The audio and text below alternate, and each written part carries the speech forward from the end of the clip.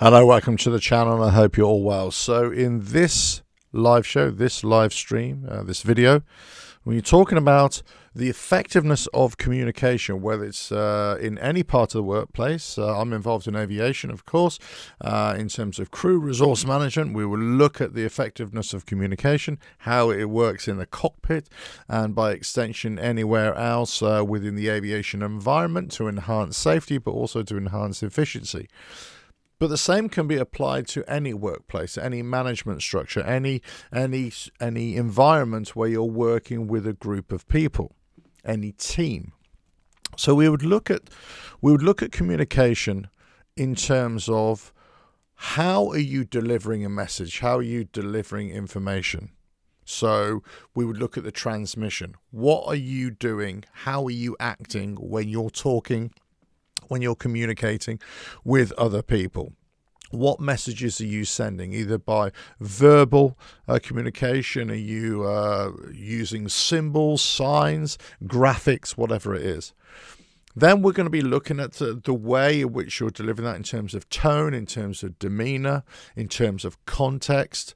And we would look at all these different variables and different parameters to see, okay, at any stage, can that intended communication, can the value of that communication, can it be affected? Can it be interfered with?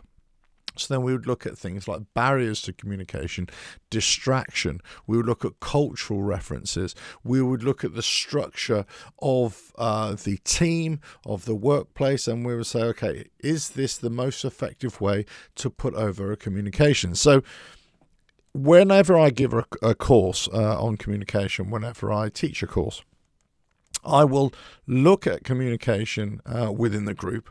I will look at the way people are interacting with each other, and I'll pose this question. I would ask them, so is good news often regarded as good communication? Or conversely, bad news, do you think that's bad communication? More often than not, people will regard good news as good communication. Yes, I received this good news, therefore it was great that they told me it. Or I received this bad news and I wish they hadn't told me it, right? It's bad communication. The reality is that whether the news, the information is good, in terms of whatever your metric is of good or bad, whether it's good or bad has nothing to do with the effectiveness of communication. The communication process is the transmission, the quality of that transmission, the mode of transmission. Are you verbally speaking to somebody face to face? Are you speaking to them over the radio, over a phone, over an email, that kind of thing? Then we're looking at the context and the context of that communication, and say what is actually being said and in what context is it being said or delivered in terms of a message. Then we would look at the recipient, and we'd say, okay, are they ready to receive? So many people say, well, okay, I spoke to them about this, and they believe that this is communication. Communication is not about transmitting only. It's not about you speaking to somebody directly. You've got to ensure that they have received your message, that they are able to get it. So physically, are they in the same room? Are they mentally present? If you're sending an email, have they read the message? Are they not being distracted by something else? Are they focused on receiving your information? So it's the mechanics of transmitting, the content itself, and the mechanics, if you will, of receiving. Is everything in place to be able to get those three fundamental things correct? Then you're looking at the recipient, whether they've fully understood it, whether they've conceptualized it in the context of their own working environment, and then are they able to feed back to you in terms of their responses, how they feel about it? Do they fully understand what you want to achieve? Is it for the greater good? Do they agree with something? Do they not agree with something? So there are lots of elements within just communication that can either be done very, very well, or it can be done incredibly badly. And many teams, many companies get this wrong. Many businesses get this wrong. It can happen within the cockpit, within the aviation environment. It can happen on a sports team. It can happen within the boardroom. It could happen on the shop floor. And sometimes the communication process will work in one context, one operating environment, but it won't work in another operating environment. Sometimes in a particular operating environment, the demeanor, the content, the types of words being used, the ability to deal with environmental factors is completely different and is affected in different ways than in another operating environment. So let me give you an example. Let's just say on a building site, on a construction site, the language may be very colourful. It might be very direct. It might have a certain nuance to it that will not work in the boardroom or will not work in an office space.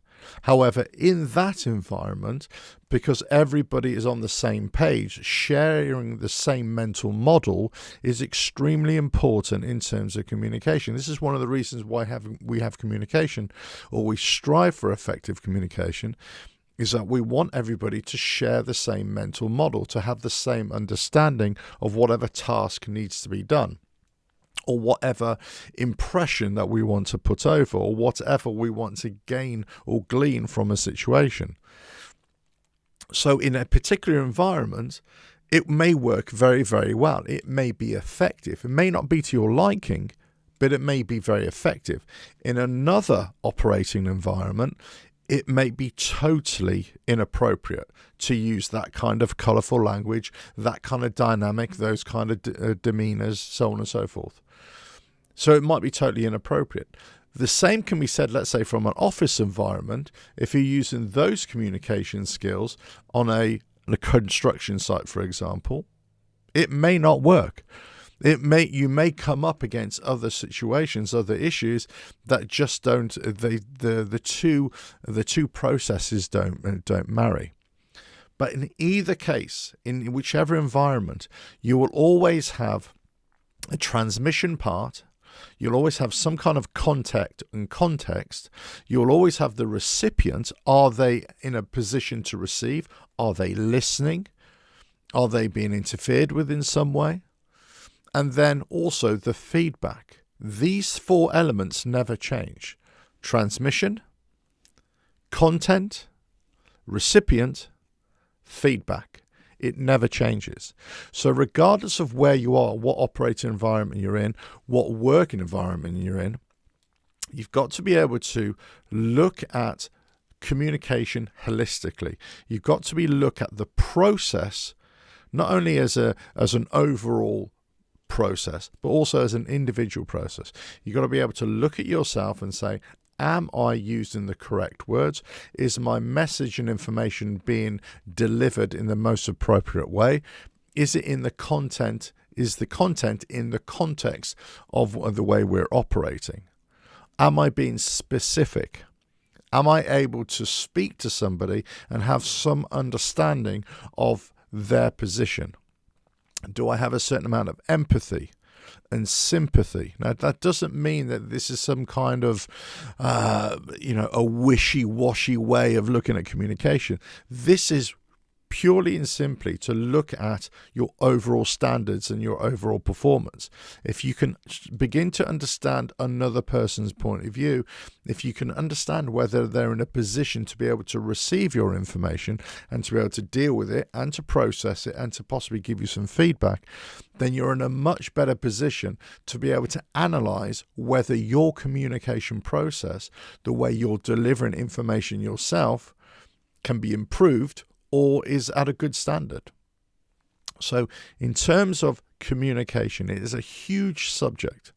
And in this short live show, in this short video, I've only scratched on the surface. But these are the things that I would look at, and these are things that I would explore in a teaching session when we're talking about communication, being effective, who is delivering that information, what is the content, who was receiving it, what's the feedback process, and what are all the elements that can affect the communication process, the barriers, the interference, the distraction. There's many, many elements.